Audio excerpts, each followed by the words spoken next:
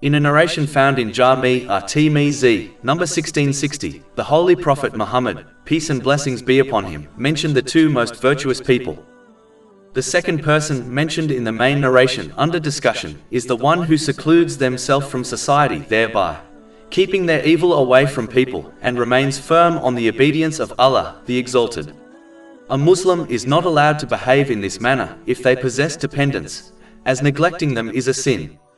This has been warned in a narration found in Sunan Abu Dawood, number 1692. In addition, one should not avoid people in order to be safe from their evil. They should instead do so to keep their own evil away from people, as the former attitude can lead to pride, where a person begins to believe they are righteous while all others are sinful. It is important to remember that an atom's worth of pride is enough to take someone to hell.